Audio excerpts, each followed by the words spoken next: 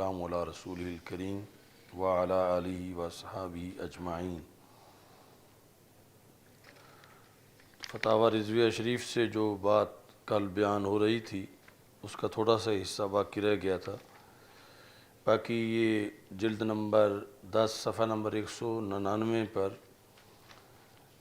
کتابت کی ایک اور غلطی ہے، یعنی فضیل بن عیاض کے بعد لکھا ہوا ہے مستعر بن کرام، لکھا ہے نا؟ تو یہ مستعر نہیں بلکہ مسعر بن کدام، مسعر بن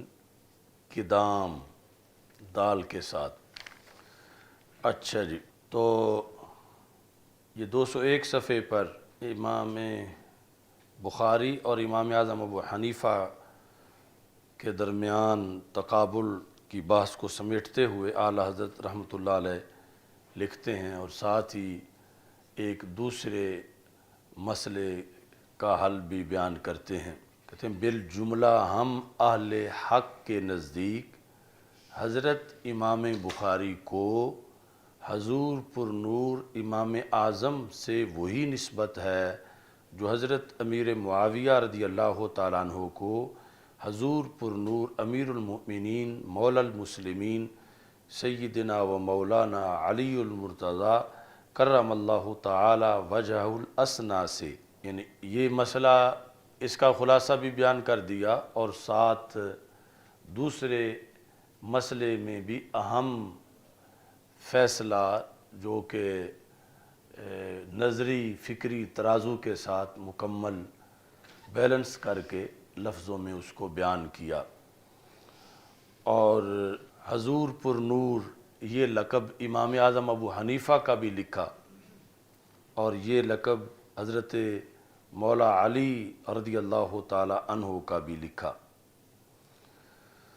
تو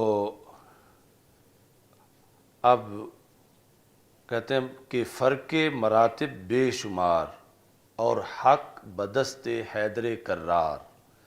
فرق مراتب یعنی حضرت امیر معاویہ رضی اللہ تعالی عنہ اور حضرت مولا علی رضی اللہ تعالیٰ عنہ کے درمیان فرق مراتب بے شمار، یعنی حضرت مولا علی رضی اللہ تعالیٰ عنہ کا مرتبہ حضرت امیر معاویہ رضی اللہ تعالیٰ عنہ سے بے شمار درجات اونچا ہے۔ فرق مراتب بے شمار اور حق بدست حیدر کرار، حق سے مراد ہے حق اجتہادی، یعنی یہ حق وہ نہیں جو کہ باطل کے مقابلے میں ہو، یا وہ حق جو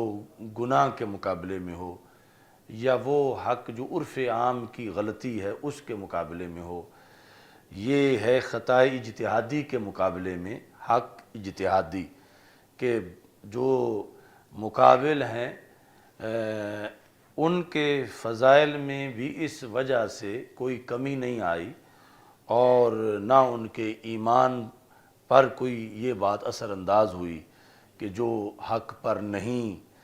حضرت امیر معاویہ رضی اللہ تعالیٰ عنہ۔ یہ عرف عام میں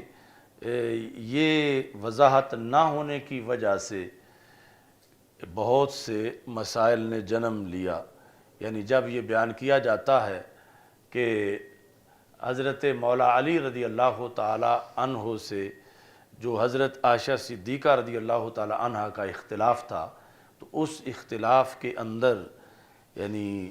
جنگ جمل میں حق پر مولا علی رضی اللہ تعالیٰ عنہ تھے،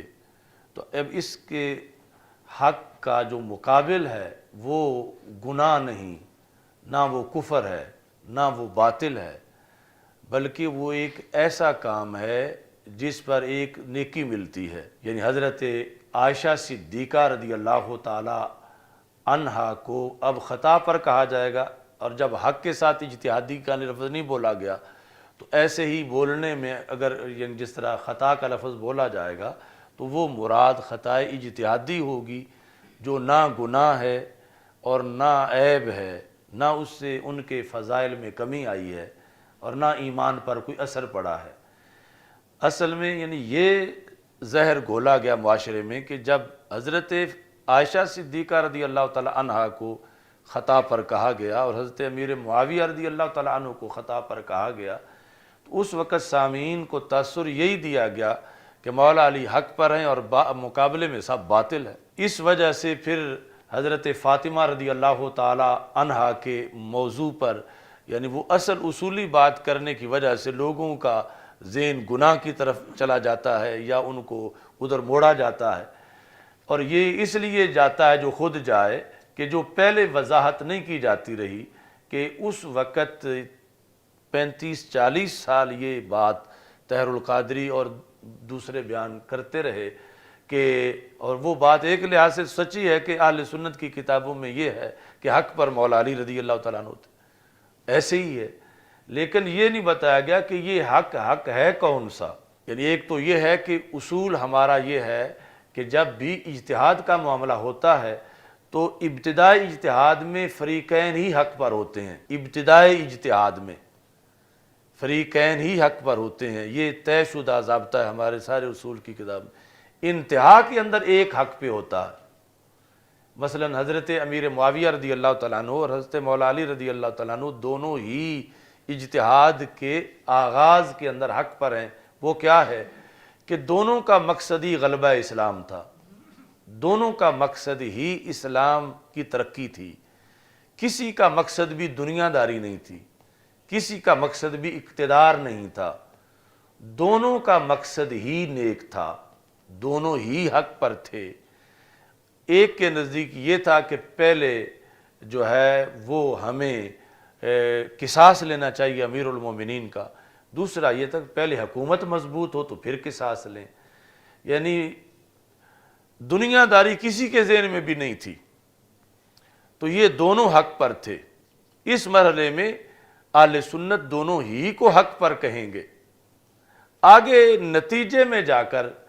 اپنی طرف سے بڑے انصاف عدالت کے ساتھ جو انہوں نے دلائل اپنے اکٹھے کیے تو اس کے نتیجے میں ایک حق پر تھے اور وہ مولا علی رضی اللہ تعالیٰ عنہ ہے، اور حضرت امیر معاویہ رضی اللہ تعالیٰ عنہ یعنی اسلام کے غلبہ کی نیت رکھتے ہوئے اپنے دلائل میں اس نتیجے پر پہنچے کہ ہمیں پہلے قصاص لینا چاہیے، تو یہ وہ خطا پر ہوئے، لیکن یہ گناہ نہیں تھا اور نہ ہی یہ کوئی باطل تھا جس کو حق کو اس باطل کے مقابلے میں کہا جائے، کیونکہ یہ وہ ہے جو رسول پاک صلی اللہ علیہ وسلم نے فرمایا اذا حکم الحاکم فاجتہد واصاب فلہ اجران، کہ جب مجتہد اجتہاد کرے تو صحیح کرے تو 2 اجر ہیں، اور اگر صحیح نہ پہنچے صحت تک تو 1 اجر ہے۔ یعنی یہاں حق اس چیز کے مقابلے میں ہے جس پر ایک نیکی مل رہی ہے، لیکن عوام کو یہ پکوایا گیا ہے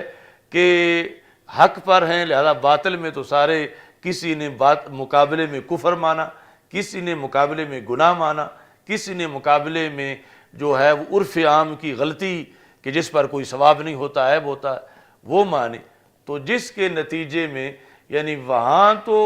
یہ کسی کو درد نہیں ہوا کہ ام المومنین کے بارے میں ایسا کیوں کہا جا رہا، یا ایک صحابی رسول صلی اللہ علیہ وسلم کے بارے میں ایسا کیوں کہا جا رہا ہے، یہ تاثر کیوں دیا جا رہا ہے، اور اس تاثر کی بنیاد پر انہی لوگوں کے سامنے جب اجتہاد سیدہ فاطمہ رضی اللہ تعالی عنہا کے لحاظ سے ذکر ہوا تو وہ اب وہی پرانی بات جو وہ حق کے مقابلے میں سیدہ عائشہ صدیقہ رضی اللہ تعالی عنہا کے بارے میں غلط پکائے ہوئے تھے، ایک گناہ، ایک عیب، ایک جرم معاذ اللہ، تو اسی کو یعنی کچھ نے خود سمجھا اور کچھ نے جان بوجھ کے اس کی طرف ان کو مائل کیا کہ یہ یعنی اس غلطی کی بنیاد پر تھا جو پہلے کی جا رہی تھی، اور ہم نے پھر اس میں یہ سٹینڈ لیا کہ اسی سے اب پہلی غلطی بھی درست ہوگی کہ یہاں سے پتہ چلے گا کہ سیدہ طیبہ طاہرہ فاطمہ الزہرا رضی اللہ تعالی عنہا بے گناہ ہیں، بے عیب ہیں، اور جو خطا گناہ کے ساتھ لفظ بولا جاتا ہے وہ گناہ کے معنی میں ہی ہوتا ہے، تو اس بنیاد پر یعنی یہ بھی بے خطا بے گناہ ہیں،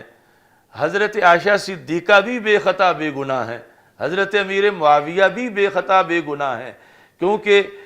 وہ جو گناہ کے ساتھ خطا ہے وہ خطا اجتہادی نہیں ہوتی، وہ خطا معصیت ہوتی ہے،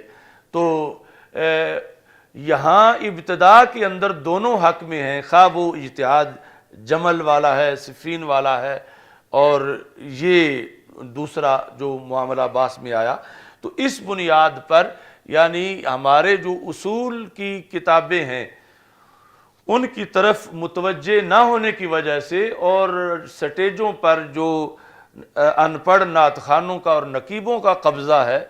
اس کی وجہ سے، یعنی جو کتابی مسلک ہے ہمارا، اب اس کو روافض کی طرف سے ناسبیت کہا جا رہا ہے، اور جو کتابی مسلک ہمارا ہے اس کو چھوڑ کر اب جو اہل سنت جسے کہا جا رہا ہے وہ اصل میں رفض ہے، کہ جس کو اب اہل سنت کا مسلک کچھ لوگ قرار دے رہے ہیں۔ یعنی اتنی تبدیلی جو ہے وہ ایران کے اثر سے ظاہر ہو رہی ہے۔ اس بنیاد پر یعنی اکابر کی کتابیں ان کو توجہ سے پڑھنا نہایت ضروری ہے۔ اب یہاں آپ نے فرمایا کہ فرق مراتب بے شمار، تو ناسبیت اور خارجیت یہ ہے کہ وہ حضرت امیر معاویہ رضی اللہ تعالیٰ عنہ کو مولا علی رضی اللہ تعالیٰ عنہ کے یا تو ہم پلہ مانتے ہیں یا بڑھ کے مانتے ہیں، اور اہل سنت کہتے ہیں فرق مراتب بے شمار، کہ مولا علی رضی اللہ تعالیٰ عنہ سے امیر معاویہ رضی اللہ تعالیٰ عنہ درجے میں اونچے ہوں یہ تو بڑی دور کی بات ہے، برابر بھی نہیں، اور بہت زیادہ فرق ہے۔ یعنی حضرت امیر معاویہ رضی اللہ تعالیٰ عنہ سے اوپر جو درجات ہیں مولا علی رضی اللہ تعالیٰ عنہ کے، وہ اتنے ہیں کہ گنے نہیں جا سکتے۔ یہ ہے سنیت، اور انہیں برابر یا بڑھا کے بتانا یہ ناسبیت ہے۔ اور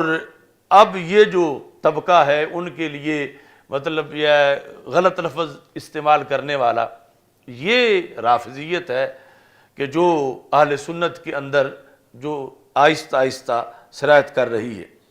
حق بدست حیدر کرار مگر معاویہ بھی ہمارے سردار رضی اللہ تعالیٰ عنہ، معاویہ بھی ہمارے سردار، یعنی اس میں جو اجتہاد کے اندر ان سے خطا ہوئی تو ان کی سرداری زائل نہیں ہوئی، وہ پھر بھی امت کے سردار رہے، چونکہ انہوں نے کوئی شریعت سے بغاوت نہیں کی، کوئی یہ گناہ نہیں تھا، بلکہ اجتہاد تھا جس پر ایک خط ثواب ملتا ہے۔ تو تان ان پر بھی کار فجار، یہ آخری جملہ تان ان پر بھی، یعنی حضرت امیر معاویہ رضی اللہ تعالیٰ عنہ پہ تان، یہ کار فجار ہے،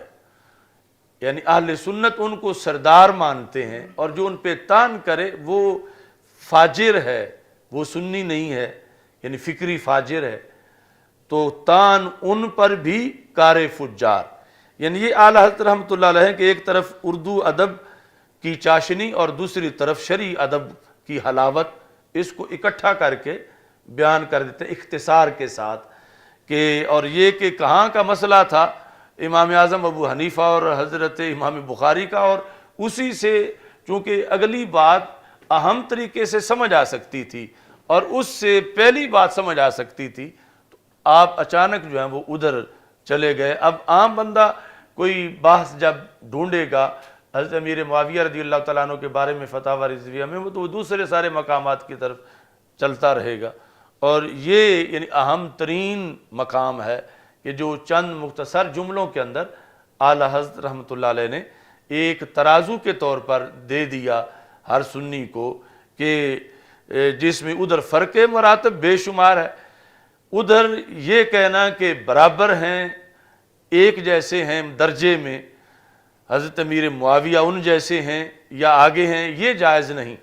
وہاں فرق مراتب ہے۔ اور ادھر جو ہے وہ کہ حضرت امیر معاویہ رضی اللہ تعالیٰ عنہ پر زبان تان دراز کی جائے، تو اسلام اس کی اجازت بھی نہیں دیتا کہ ایک ایسا عمل جس کو رسول اکرم صلی اللہ علیہ وسلم نے باعث اجر قرار دیا ہو، تو اس پر تان کس طرح کیا جا سکتا ہے۔ جو معاویہ رضی اللہ تعالی عنہ کی حمایت میں عیاذم باللہ اسد اللہ کی سبقت و اولیت و عظمت و اکملیت سے آنکھ پھیر لے وہ ناسبی یزیدی، یعنی حضرت امیر معاویہ رضی اللہ تعالیٰ عنہ کی محبت کی دو قسمیں ہیں، ایک ہے محبت شرعی، دوسری ہے پرائیویٹ محبت۔ ناسبی یا خارجی ان سے پرائیویٹ محبت کرتا ہے، سنی ان سے شرعی محبت کرتا ہے۔ تو شرعی محبت جو ہے وہ یہ ہے کہ جس میں بیک وقت ایک ہی سینے میں جہاں حضرت امیر معاویہ رضی اللہ تعالیٰ عنہ کی محبت ہوگی تو ساتھ ہی مولا علی رضی اللہ تعالیٰ عنہ کی بھی محبت ہوگی، اور جو ان کا بلند درجہ ہے اس کو مانا جائے گا۔ یعنی یہاں یہ دھڑے بندی نہیں کی جائے گی کہ میں حضرت معاویہ کی پارٹی ہوں تو میں مولا علی کو نہیں مانوں گا، یا کوئی کہ میں مولا علی کی پارٹی ہوں میں حضرت معاویہ کو نہیں مانوں گا۔ ان دونوں ذاتوں کے پیار کی وجہ ذات رسول صلی اللہ علیہ وسلم ہے، تو اس کی بنیاد پر جس نے رسول اللہ صلی اللہ علیہ وسلم کو مانا ہے اور آپ سے عشق کرتا ہے تو وہ سرکار کی ہر نسبت سے عشق کرے گا۔ تو اس بنیاد پر اعلی حضرت نے لکھا جو حضرت معاویہ رضی اللہ تعالیٰ عنہ کی حمایت میں ایاذم باللہ اسد اللہ یعنی مولا علی رضی اللہ تعالیٰ عنہ کی سبقت، یعنی یہ پہلی بات ہے کہ مولا علی کو سبقت دی ہے اللہ نے حضرت امیر معاویہ رضی اللہ تعالیٰ عنہ پر، سبقت اولیت کہ ان کی اولیت ہے مولا علی رضی اللہ تعالیٰ عنہ کی، تیسری عظمت، چوتھی اکملیت، یعنی یہ چاروں باتیں مولا علی رضی اللہ تعالیٰ عنہ میں ہیں حضرت امیر معاویہ رضی اللہ تعالیٰ عنہ کے مقابلے میں۔ اب جو بندہ ان چاروں باتوں سے نظر پھیر لیتا ہے حب معاویہ رضی اللہ تعالیٰ عنہ میں، تو یہ محبت غیر شرعی ہے اور یہ ناسبیت ہے۔ تو یعنی ہمارے عرف میں یعنی یہ ہے کہ ناسبیت کا ڈراوا دے کر رافضیت لائی جاتی ہے، جس طرح وہابی شرک کا ڈراوا دے کر وہ بغض نبی لانے کی کوشش کرتے ہیں، تو ادھر جو ہے وہ یہ معاملہ ہے کہ ناسبیت کا ڈراوا دے کر کہ تم ناسبی ہو ورنہ ایسا کہو، تو رفض کی طرف جو ہے وہ متوجہ کیا جاتا ہے۔ تو یہ دونوں چونکہ اہل سنت صراط مستقیم پر ہیں اور صراط مستقیم وسط میں ہے، جو بھی سیدھا راستہ ہو کئی دو نقطوں کے درمیان وہی درمیان میں بھی ہوتا ہے اور وہی سیدھا بھی ہوتا ہے، اور جو سائیڈوں سے ہو کے جا رہے ہوں وہ سیدھے نہیں ہوتے۔ تو اس بنیاد پر اہل سنت سیدھا راستہ ہے تو درمیان میں ہے، یعنی ایک طرف سائیڈ پہ ناسبیت ہے، دوسری طرف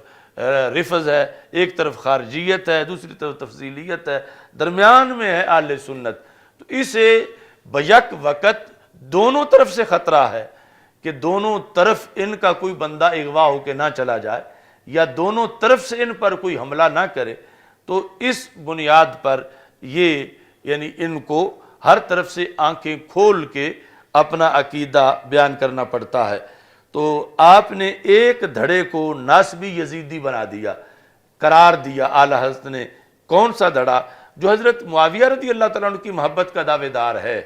اور اس محبت کی وجہ سے وہ حضرت مولا علی رضی اللہ تعالیٰ عنہ کی سبقت نہیں مانتا، اولیت نہیں مانتا، عظمت نہیں مانتا، اکملیت نہیں مانتا، تو یہ بندہ سنی نہیں ہے، یہ بندہ ناسبی ہے، اس کی محبت شرعی نہیں ہے، اس کی محبت حضرت امیر معاویہ رضی اللہ تعالیٰ عنہ سے غیر شرعی ہے۔ یعنی یہ اپنا پنجابی میں کہتے ہیں دھڑا کٹ رہا ہے، دھڑا بندی کی بنیاد پر اس کا یہ سارے کا سارا مسئلہ ہے۔ اب دوسرا دیکھو، اور جو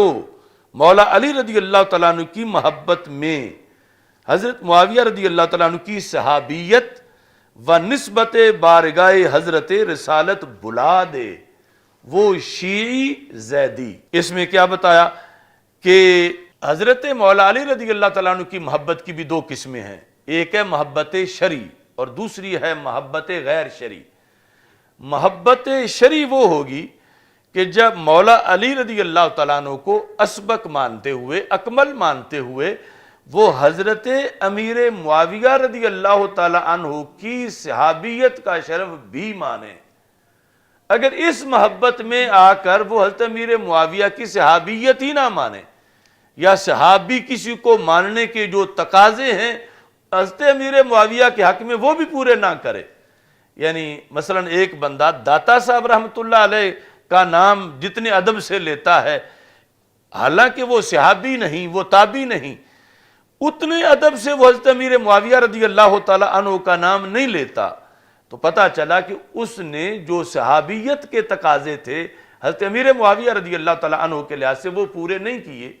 یعنی داتا صاحب کو تو ان کی کرامتیں بھی مانتا ہے، ولایت بھی مانتا ہے، پیار بھی، عقیدت بھی ظاہر کرتا ہے، ان کا عرس بھی کرتا ہے، سب کچھ کرتا ہے، اور اس حضرت امیر معاویہ رضی اللہ تعالی عنہ کہ صحابیت کے جو تقاضے ہیں کہ صحابی کی شان کیا ہے، فضیلت کتنی ہے، ان پر آگ حرام ہے اور ان کی محبت باعث جنت ہے، یہ تقاضے بھی بلا دیتا ہے حب علی رضی اللہ تعالیٰ عنہ میں۔ تو اب یہ محبت ہے غلو کی محبت، یعنی جو دھڑا بندی کی ہے، شریعت کی نہیں۔ شریعت کی اگر ہو تو جن کے ساتھ نسبت کی وجہ سے مولا علی رضی اللہ تعالیٰ عنہ اسد اللہ ہیں اور رسول اکرم صلی اللہ علیہ وسلم کے بھائی ہیں، اور آپ کے فضائل مناقب انگنت ہیں، اسی ذات نے تو حضرت امیر معاویہ کو شرف صحبت میں قبول کیا ہے۔ تو اگر ان کی نسبت ادھر زیادہ، بہت زیادہ فوائد دے گئی ہے تو شرف صحبت تو ادھر بھی دیا ہے، اس کو سرکار کی وجہ سے کہ سرکار کے صحابی ہیں لہذا نام ادب سے لینا ہے، سرکار نے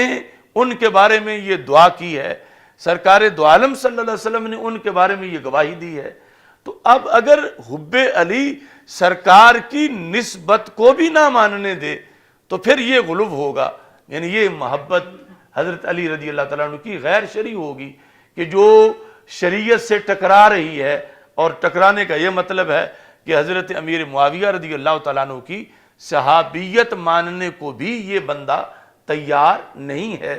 اور سرکار دو عالم صلی اللہ علیہ وسلم کے ساتھ نسبت کا جو شرف ہے وہ بھی نہیں مانتا، یعنی وہ شرف مانے تو کروڑوں ولیوں سے تو اونچا وہ شرف بنتا ہے۔ جس طرح کہ حضرت مجدد الفسانی رحمۃ اللہ علیہ نے مکتوبات شریف میں لکھا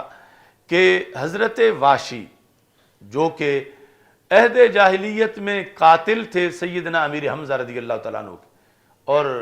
کتنا بڑا جرم تھا اس وقت، لیکن کلمہ پڑھتے ہی اولین لمحے میں، ایک تو یہ نا کلمہ پڑھ کے ہفتہ گزر گیا، ایک یہ ہے کہ سال گزر گیا، ایک یہ ہے کہ 10 سال گزر گئے، مجدد صاحب لکھتے ہیں پہلی گھڑی میں کلمے کی شرف صحبت اتنا اونچا ہے کہ انہیں کلمے پڑھنے کی پہلی گھڑی میں وہ مرتبہ مل گیا جو سید التابعین حضرت اویس کرنی رضی اللہ تعالیٰ عنہ کو اپنی زندگی کے عروج کے آخری لمحے بھی نہیں ملا، حالانکہ وہ تابعی بھی ہیں اور سید التابعین ہیں، کتنے چوٹی کے ولی ہیں، کتنی ان کی ریاضت اور عبادت ہے، اپنی زندگی کے ولایت کے عروج کے آخری لمحے بھی انہیں وہ مرتبہ نہیں ملا کہ جو حضرت واشی کو کلمہ پڑھنے کے پہلی گھڑی میں مل گیا، کیونکہ یہ ہے سرکار کا فیض کہ ادھر صحابیت ہے حضرت واشی کی طرف، اور ادھر حضرت اویس کرنی شخصیت تو بہت بڑی ہے مگر شرف صحبت نہیں ملا۔ تو اس بنیاد پر یعنی جس وقت ایک بندہ حضرت امیر معاویہ رضی اللہ تعالیٰ عنہ کا شرف صحبت مان لے تو پھر یہ جتنی بھی بونگیاں مارتے ہیں اس کی تو گنجائش ہی نہیں بنتی کہ وہ شرف صحبت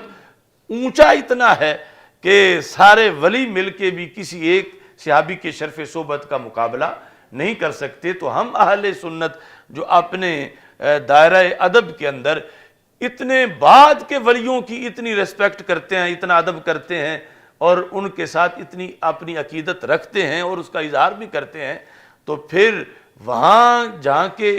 وہ شرف ہے جو اس ولایت سے کہیں اونچا ہے اس کو مان کر پھر ان سے بغض یا ان پر تان یا اشارتاً کنایتاً تنقید، یعنی یہ پھر ہوگا کہ مانا ہی نہیں شرف صحبت، کیونکہ شرف صحبت ماننے کے بعد پھر کسی طرح کی تنقید کی کوئی گنجائش باقی نہیں رہتی۔ تو اس واسطے آپ نے فرمایا کہ اور جو حضرت مولا علی رضی اللہ تعالیٰ عنہ کی محبت میں حضرت معاویہ رضی اللہ تعالیٰ عنہ کی صحابیت و نسبت بارگاہ حضرت رسالت، نسبت یعنی ان کا کاتب وحی ہونا شرف صحبت کے ساتھ ساتھ پھر یہ ہے کہ ان کی ہمشیرہ کا رسول پاک صلی اللہ علیہ وسلم کے عقد نکاح میں ہونا بھلا دے جو محبت علی میں، تو وہ کون ہے؟ وہ شیعی ہے، یعنی اس کی محبت اہل سنت والی نہیں ہے۔ بلکہ رفظ والی ہے۔ تو یہ مختصر سا اس مقام پر اعلیٰ حضرت رحمۃ اللہ علیہ نے پھر آگے بھی ایک بحث تصوف کی بھی کی، لیکن اس میں پھر وقت زیادہ گزر جائے گا۔ اب جہاں پہنچے ہوئے تھے فتاوی شامی کے مقدمہ میں، وہاں سے لفظ رحمان کی بحث، تو یہاں ذہب العالم، ادھر امام اعظم کو بھی عالم کہا گیا۔ تو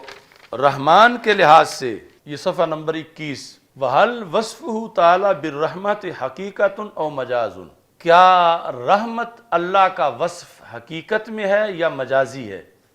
یہ بحث ہے۔ مجاز کس سے؟ انعام سے، یعنی رحمت بول کے انعام مراد لینا، رحمت بول کے مجاز عن الانعام او عن ارادتہ، یا ارادہ انعام مراد لینا۔ تو اس سلسلہ کے اندر بحث ہے جو کہ بیضاوی میں، دیگر شروحات میں، ہر جگہ کہ رحمت کہتے ہیں رقۃ القلب کو، رقۃ القلب، قلب کا رقیق ہونا۔ تو جب آپ نے دیکھا کہ سردی کا موسم ہے، بارش برس رہی ہے، اور ایک فقیر نادار پھٹے پرانے کپڑوں میں سردی میں ٹھٹر رہا ہے، تو یہ جب آپ نے دیکھا تو آپ کے دل میں ایک جذبہ پیدا ہوا کہ اس کو کپڑے دیے جائیں، اس کو کوئی کمبل دیا جائے۔ تو آپ نے پھر اس کو کمبل دیا۔ یہ کمبل دینا جو ہے یہ اس جذبے کے اوپر مرتب ہوا، یہ انعام، یہ احسان، وہ جذبہ ہے رقۃ القلب۔ یعنی جب آپ نے اس کو اس حالت میں دیکھا تو اس سے دل نرم ہوا۔ یعنی ویسے تو آپ اپنا قیمتی کمبل دینے والے نہیں تھے، لیکن جب آپ نے اس کو اس خستہ حالی میں دیکھا تو آپ کا دل نرم ہو گیا۔ یا ایسے ہی کسی کو اتنا پیاسا دیکھا کہ وہ بیچارہ گیلی زمین چاٹ رہا تھا اور ساتھ اس کے بدن پہ راشہ طاری تھا، تو آپ کو فوراً دل میں یہ جذبہ پیدا ہوا کہ اس بیچارے کو پیاس لگی ہوئی ہے اور اتنا تڑپ رہا ہے، تو میں اس کو پانی پلاؤں۔ تو یہ پانی پلانا یا کچھ دینا یہ مرتب ہوتا ہے رقت قلب کے اوپر۔ تو رقت قلب ہے مبدا، اور انعام یا احسان اس پر مرتب ہونے والا نتیجہ ہے۔ تو اس سلسلہ کے اندر ایک طبقہ یہ ہے، وہ کہتے ہیں کہ اللہ چونکہ قلب سے پاک ہے تو پھر رقت قلب سے بھی پاک ہے، چونکہ اللہ تعالی مرکب نہیں، جو مرکب ہو وہ حادث ہوتا ہے، جو حادث ہو وہ فانی ہوتا ہے۔ اور اگر اللہ کا قلب مانے یا کوئی جز من الاجزاء مانے تو ترکیب لازم آئے گی۔ تو اللہ کا قلب نہیں، قلب ہو تو پھر رقت قلب ہو۔ تو وہ کہتے ہیں کہ پھر یہاں جب اللہ کی رحمت کا ذکر کریں گے،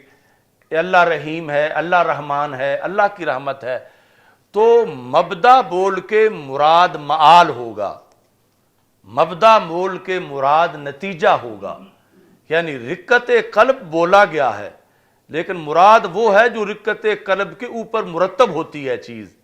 یعنی انعام کرنا، احسان کرنا، مہربانی کرنا، کرم کرنا۔ تو اس بنیاد پر اس طبقے نے کہا کہ رحمت،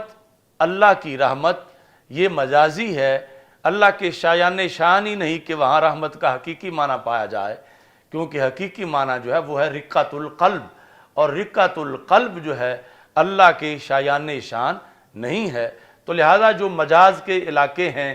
اس کے لحاظ سے یہاں بولا تو مبدا گیا ہے، مراد اس سے معال ہے، بولا سبب گیا ہے، مراد مسبب ہے، اور وہ مسبب جو ہے وہ کیا ہے؟ انعام۔ کہ سبب کیا ہے؟ رقۃ القلب، مسبب ہے انعام، اور سبب ہے رقۃ القلب اور مسبب ہے انعام کا ارادہ۔ تو اس طرح کر کے انہوں نے یہ کہا کہ یہ رحمت خداوندی جہاں جہاں ذکر ہوگی تو اس سے مراد یہ ہوگا، یعنی مبدا یا سبب جو کہ رقۃ القلب ہے وہ مراد نہیں ہوگا، بلکہ اس پر مرتب ہونے والی چیز وہ مراد ہوگی جو اللہ کے شایان شان ہے۔ یعنی انعام کرنا یہاں جو ہے مہربانی کرنا، انعام، اس میں وہ رقت القلب کا کوئی دخل نہیں ہے۔ تو اس واسطے مراد ذکر وہ ہے، مراد مسبب ہے۔ یہ ایک طبقہ کا مذہب ہے۔ ترجمہ دیکھو، وحل، کیا اللہ تعالیٰ کی تعریف بیان کرنا رحمت کے ساتھ حقیقت ہے یا مجاز ہے؟ مجاز کس سے؟ انعام کے ارادے سے، انعام سے یا انعام کے ارادے سے؟ اچھا، لأنہا، یہ اس کو بیان پہلے کر رہے ہیں، یعنی مجاز ہے۔ لأنہا من الاعراض النفسانیت، لأنہا کا مرجع رحمت، کیونکہ رحمت جو ہے یہ اعراض نفسانیہ سے ہے، المستحیلہ علیہ، اور اعراض نفسانیہ اللہ پر محال ہیں، یعنی عرض حادث ہوتی ہے تو اللہ محل حوادث نہیں ہے۔ اس بنیاد پر لأنہا من الاعراض النفسانیت، کہ رحمت اعراض نفسانیہ سے ہے، المستحیلۃ علیہ، وہ اعراض نفسانیہ جو اللہ پر محال ہیں، تو پھر کیا ہے؟ فَيُرَادُ غَایَتُهَا، تو پھر رحمت سے مراد رحمت کی غایت ہوگی، رحمت کا نتیجہ، یعنی رحمت، یعنی رقت قلب پر مرتب ہونے والی بات، یہ مراد ہوگی۔ تو مطلب کیا بنا کہ اللہ کو جب رحمت والا کہا جائے تو اس دھڑے کے بقول یہاں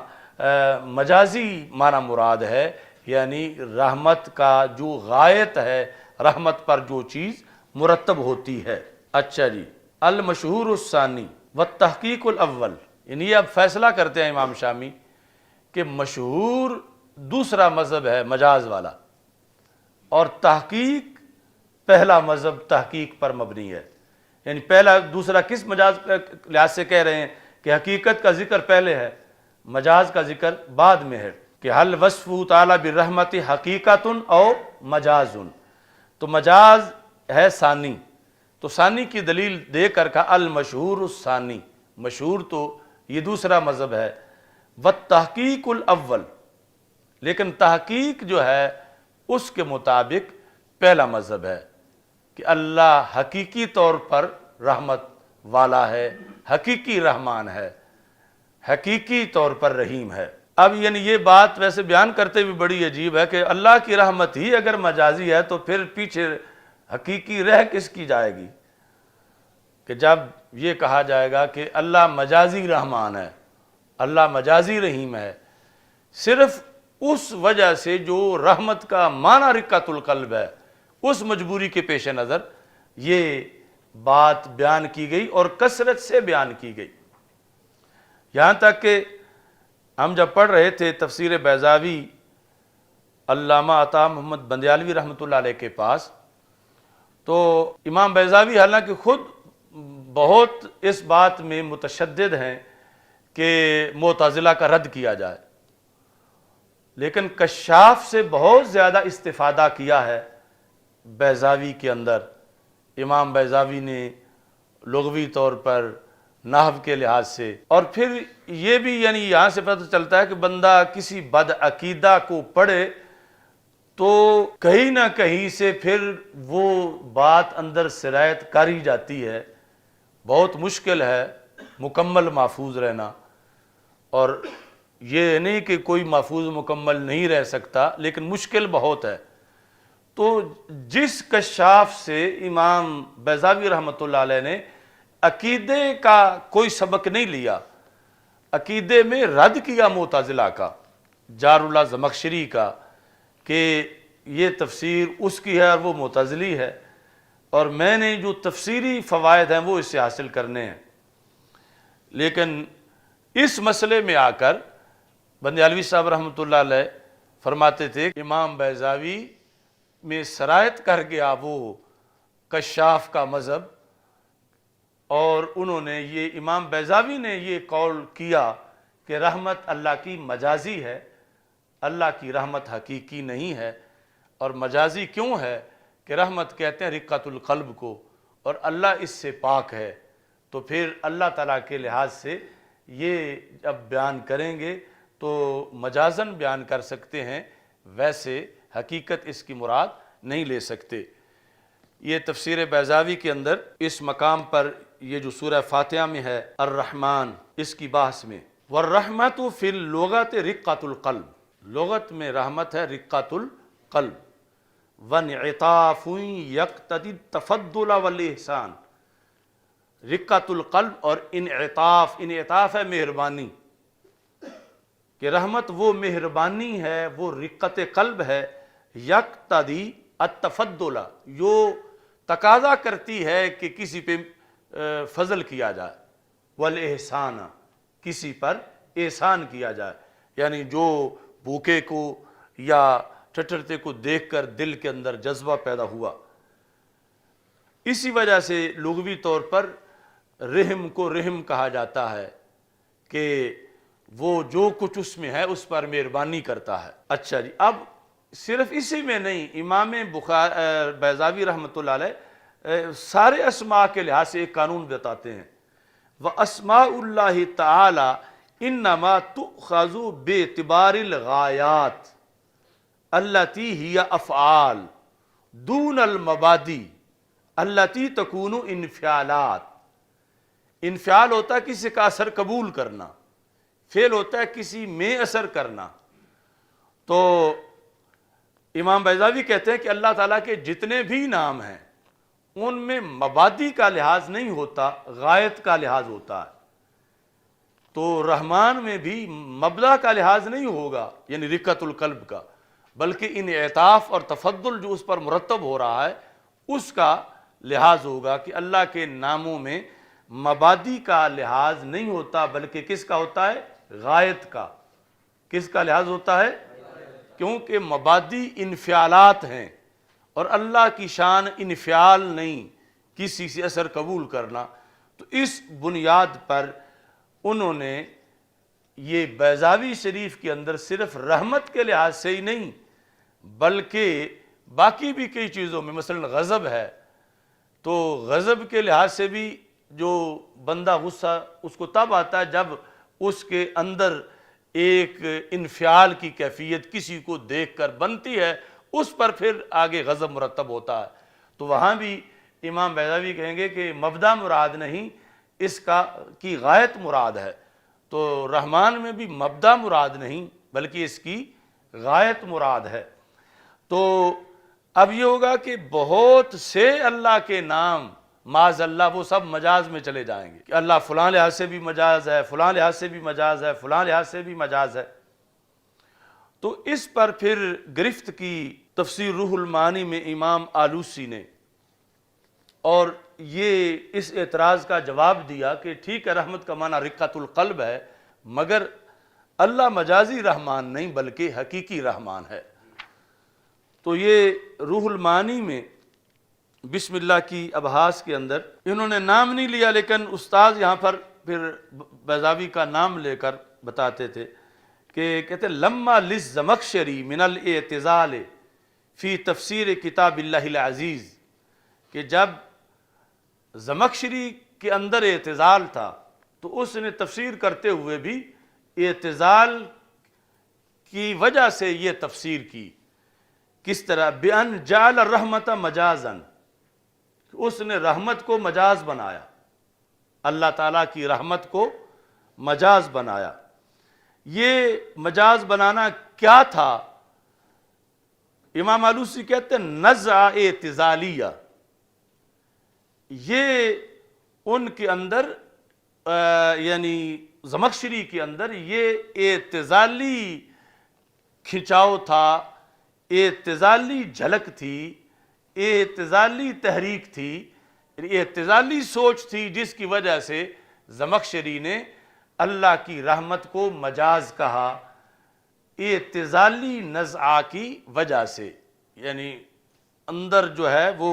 رگ اعتزالی تھی۔ قد حافظ اللہ تعالی منہا سلف المسلمین، اللہ نے مسلمانوں کے اسلاف کو اس سے محفوظ رکھا، اس اعتزالی رگ سے۔ وَأَئِمَّةَ الدِّينِ فَإِنَّهُمْ أَقَرُّوا مَا وَرَدَ عَلَى مَا وَرَدَ وَأَثْبَتُوا لِلَّهِ تَعَالَى مَا أَثْبَتَهُ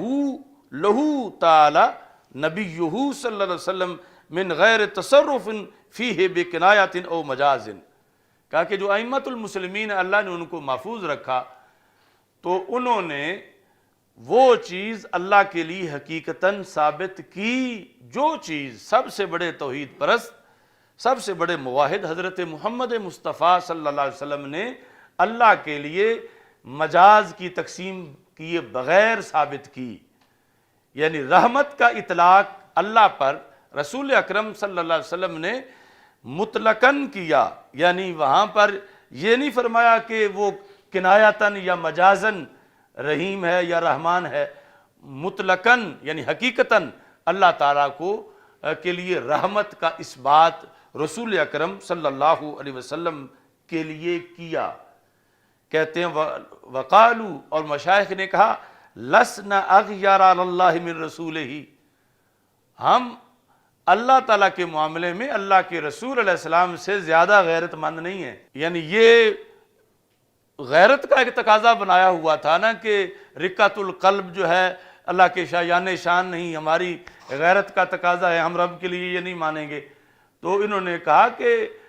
غیرت اللہ کے لحاظ سے سب سے بڑھ کر تو رسول اکرم صلی اللہ علیہ وسلم کی ذات میں ہے، تو جب وہ رحمت حقیقتاً مان رہے ہیں اللہ کی، تو پھر ہماری غیرت اس غیرت سے آگے کیسے بڑھ سکتی ہے؟ تو ہمیں بھی اللہ تعالیٰ کی رحمت جو ہے وہ حقیقتاً ماننی چاہیے اور اس کو مجازاً نہیں کہنا چاہیے۔ اچھا جی، لیکنہم نزہوا مولاہم ان مشابہۃ المحدثات ثم فوضوا الیہ سبحانہ تعیین ما ارادہ ہوا اور نبیہ من الصفات المتشابہات۔ اچھا جی، تو اجمالاً یہ ہے کہ ائمہ اہل سنت نے یعنی اس سلسلہ میں یہ کہا کہ یہ جو رحمت کی تعریف ہے رقۃ القلب لغت کے اندر، یہ ہم مانتے ہیں، لیکن یہ تعریف اس رحمت کی ہے جو انسان میں ہو،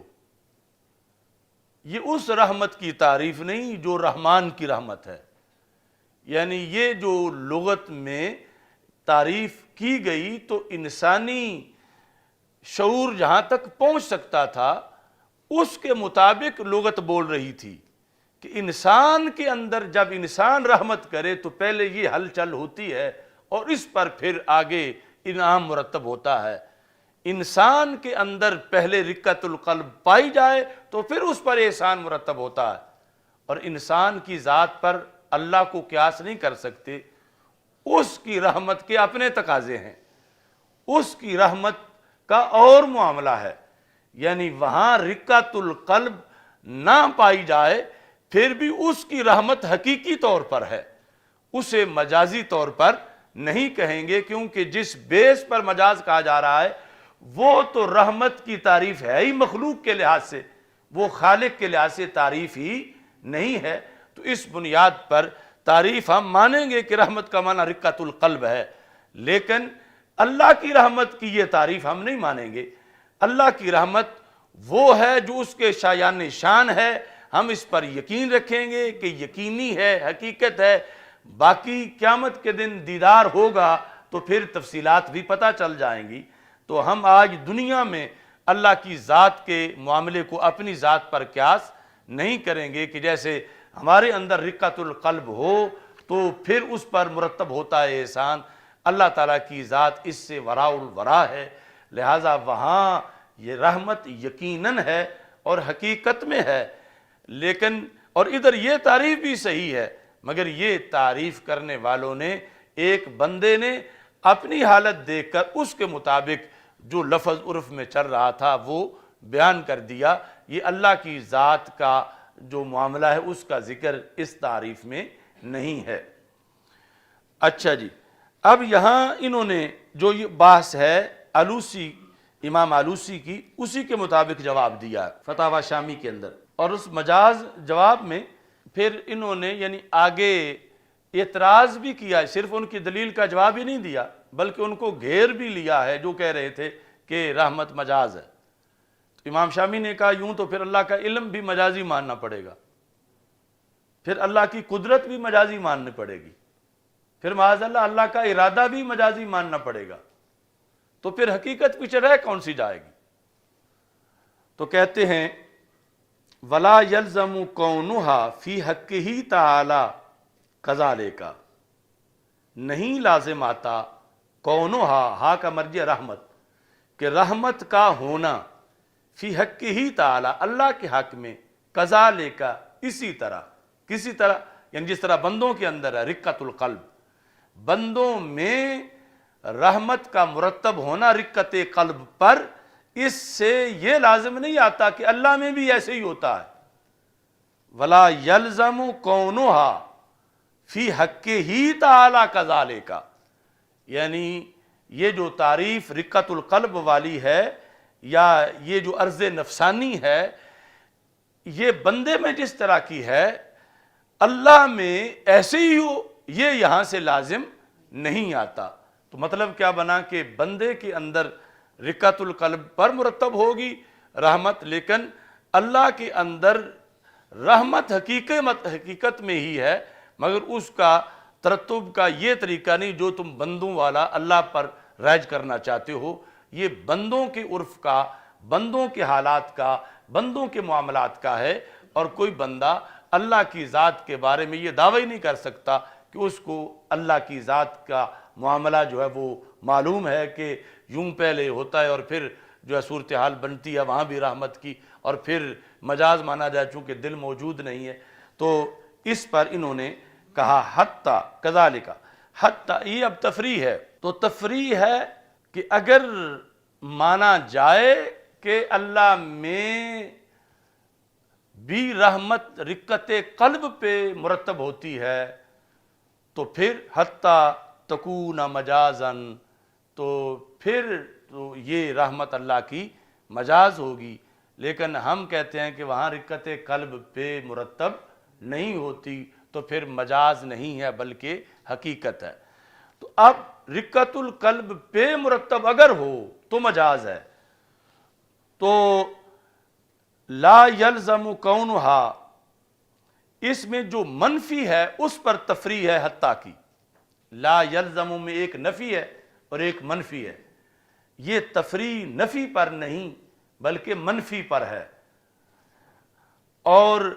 اس پر آگے پھر مثالیں ہیں کل علم والقدرت، کہ اگر یہ ہوگا تو پھر انسان کو علم کیسے آتا ہے؟ انسان کو علم کے جو انسان کے ذرائع ہیں، حواس خمسہ ظاہرہ یا باطنہ، تو انسان میں تو علم اسی ذریعے سے آتا ہے کہ اس نے سنا ہے تو اسے علم آیا ہے، اس نے دیکھا ہے تو اسے علم آیا ہے۔ تو پھر اس انداز میں اللہ کے علم سے پہلے بھی کچھ ماننا پڑے گا کہ اس کے جو ہے وہ صورت ماننی پڑے گی چیز کی، وہ اگر ہو تو علم آئے، وہ ہٹ جائے تو علم نہ آئے۔ اور ایسے ہی یعنی قدرت کے لحاظ سے کہ انسان کو کسی چیز پر جو قدرت حاصل ہوتی ہے پہلے وہ ہو تو پھر قدرت حاصل ہو، پہلے وہ سب کچھ ہو تو ارادہ حاصل ہو، تو وہ ساری چیزیں جو انسان میں جن پر ارادہ مرتب ہوتا ہے، جن پر قدرت مرتب ہوتی ہے، جن پر علم مرتب ہوتا ہے، وہ تو انسان کے شایان شان ہیں، اللہ کے شایان شان نہیں ہیں، چونکہ وہ ساری چیزیں حاجت کے زمرہ سے ہیں اور اللہ حاجات سے پاک ہے۔ تو اس بنیاد پر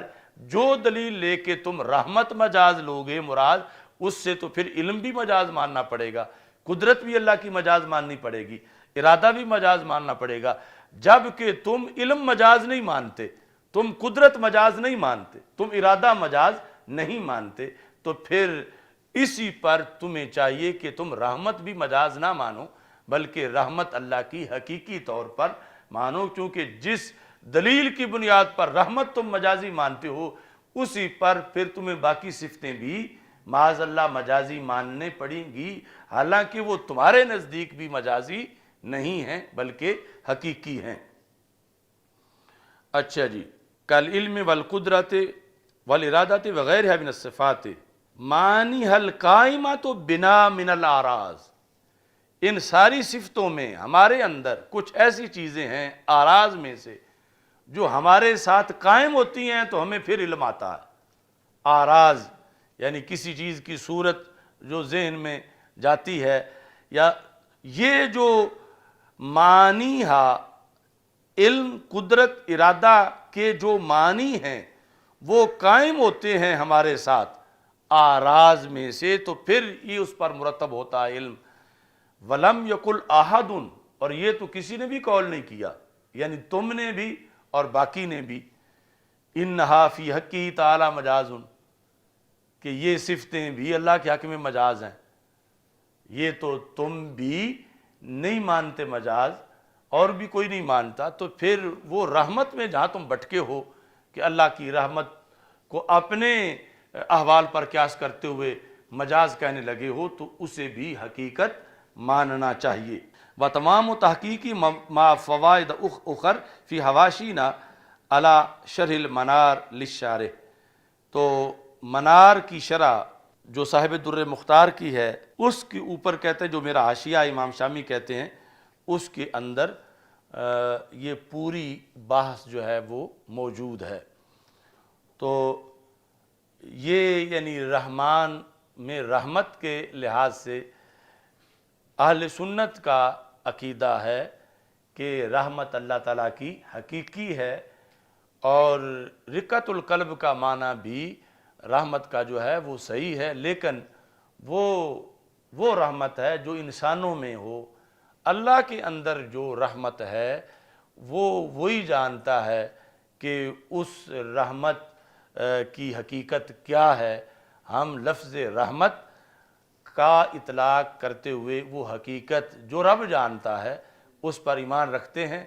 اور قیامت کے دن پتہ چلے گا کہ رب ذوالجلال کی رحمت کا مصداق کیا ہے۔ تو جس طرح یہاں جو ہے امام شامی کا انداز ہے کہ آپ نے وہ رد کیا علم اور قدرت اور ارادہ کی وجہ سے اس موقف کو جو کہ رحمت میں مخالفین نے بنایا ہوا تھا، اسی طرح ہو بہو اعلی حضرت فاضل بریلوی رحمۃ اللہ علیہ نے فتاوی رضویہ شریف میں جہاں یہ بحث چل رہی تھی امکان کذب کی، تو یعنی ساری دلیل کا خلاصہ یہ ہے مخالفین کا کہ اگر بندہ جھوٹ بول سکے اور اللہ نہ بول سکے تو معاذ اللہ مقدور عبد مقدور خالق سے بڑھ جائے گا۔ مقدور عبد یعنی بندے کی قدرت میں تو ایک چیز ہے اور اللہ کی قدرت میں نہیں ہے، تو معاذ اللہ یعنی ان کے بقول کہ یہ مانو کہ وہ بھی بول سکتا ہے، وہ مانو کہ بول سکتا ہے اگرچہ بولتا نہیں، مان لو بول سکتا ہے، اگر بول سکنا بھی نہ مانو تو کہتے ہیں یہ تو پھر ہوگا کہ تم بندے کی ایک قدرت مان رہے ہو، اللہ کی وہ قدرت نہیں مان رہے، تو مقدور عبد مقدور خالق سے بڑھ جائے گا اگر امکان کذب نہ مانا جائے۔ تو اس واسطے امکان یہاں بھی مانو، اگرچہ وقوع نہ مانو، امکان جو ہے وہ مان لو۔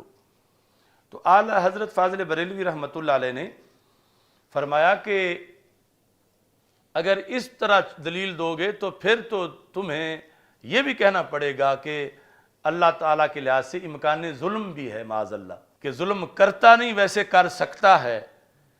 اور یہ باب تو ابھی تک آپ نے نہیں مانا، یعنی تم امکان کذب تک ابھی رکے ہوئے ہو، اور اللہ تبارک و تعالی کے لحاظ سے پھر تمہیں معاذ اللہ دوسری بھی بہت سی خرابیوں کا امکان ماننا پڑے گا، کیونکہ دلیل چلے گی کہ بندہ ظلم کر سکے اللہ نہ کر سکے تو پھر مقدور عبد مقدور خالق سے بڑھ جائے گا، تو چونکہ مقدور عبد نیچے ہے مقدور خالق اوپر ہے، تو پھر مان لو کہ معاذ اللہ ظلم بھی کر سکتا ہے۔ آگے پھر معاذ اللہ بات ہو جائے گی دیگر جو عیوب کی باتیں ہیں۔ تو اعلیٰ حضرت نے کہا کہ اصل میں یہ جو مقدور عبد ہے اس کی بات کرنے سے پہلے دیکھنا ہے کہ وہ مقدور اللہ کے شایان شان ہے بھی یا نہیں۔ یہ جو قانون ہے کہ مقدور عبد مقدور خالق سے زائد نہیں ہوتا، یہ وہاں ہے وہ مقدور جو اللہ کے شایان شان ہو، اور جو بات رب کے لیے عیب ہے وہاں تو یہ ماننا ہی درست نہیں۔ تو کذب عیب ہے ایک، اور تم یہ چاہتے ہو کہ بندے میں جو عیب کی صلاحیت ہو اللہ میں اس سے بڑھ کے معاذ اللہ عیب کی صلاحیت ہو، تو وہ تو ہے خوبی کے لحاظ سے، کمال کے لحاظ سے، کہ بندے کے اندر ایک کمال ہے، مثلا ایک وزن بندہ اٹھا سکتا ہے تو یہ مقدور عبد ہے، تو اس کے اوپر کہ بندہ نے ایک کر لیا اتنا کام، تو مولا کی قدرت کیا ہوگی؟ مولا کی قدرت تو وراء الورا ہے۔ تو یہ وہاں چلتی ہے بات جہاں جس چیز کی بات ہو رہی ہو وہ زمرہ عیوب سے نہ ہو، اور اگر وہ زمرہ عیب سے ہے تو پھر تو وہ اللہ کے شایان شان ہی نہیں، پھر تو وہاں پر کمی زیادتی کا ذکر کرنا تو بعد میں ہے، اس کا تو اثبات ہی اللہ کے لیے کرنا یہ حرام ہے، یہ جائز نہیں ہے۔ تو اس بنیاد پر یعنی مقدور عبد والی دلیل جو چلانا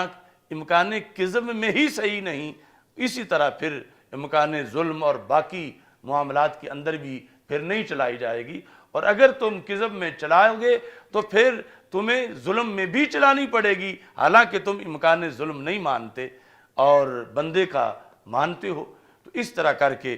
آپ نے فرمایا، اور پھر ساتھ یہ فرمایا کہ تم یہ کہتے ہو کہ یہ صرف امکان ہے تو اس کا بول سکتا ہے، بولتا نہیں ہے، تو اس پر پھر آپ نے فرمایا کہ اس کا وقوع بھی تمہیں ماننا پڑے گا، اور وقوع کے لحاظ سے پھر آگے آپ نے اس کے دلائل پیش کیے کہ امکان اگر مانا گیا تو پھر وقوع بھی ماننا پڑے گا، اور اس کے دلائل کا تذکرہ کیا۔ بہرحال یہاں جو میں نے ذکر کیا تو یہ انداز جو انہوں نے اس طرح کہ رحمت میں اگر تم مانو گے تو پھر علم، قدرت اور ارادے میں بھی وہی چیز ماننی پڑے گی، تو رحمت مجازی ہے تو ان کو بھی مجازی ماننا پڑے گا، حالانکہ یہ تم بھی مجازی نہیں مانتے، اور رحمت کے لحاظ سے جو تم مجاز کا قول کر رہے ہو تو اس سے تمہیں رجوع کرنا پڑے گا۔ الحمدللہ رب العالمین والعاقبۃ للمتقین والصلاة والسلام علی رسولہ الکریم، استغفر اللہ لا الہ الا اللہ وحدہ لا شریک لہ، لہ الملک ولہ الحمد وہو علی کل شیء قدیر، وصلی اللہ تعالی علی حبیبہ سیدنا